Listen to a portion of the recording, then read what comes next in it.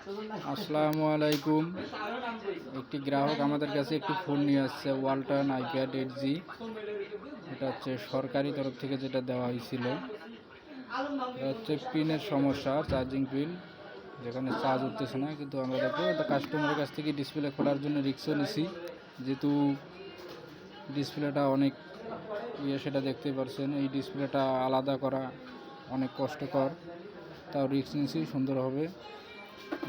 কাজ করার পর আমরা দেখাচ্ছি আপনাদেরকে।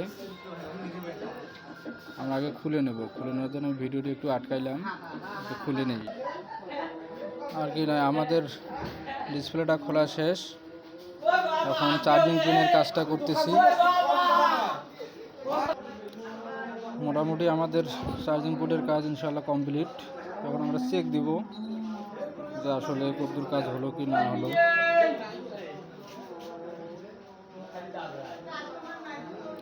ইনশাল্লাহ কাজ ওকে।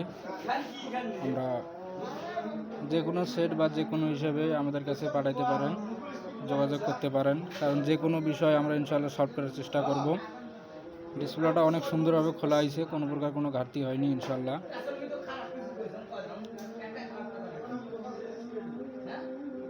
ধন্যবাদ সকলকে।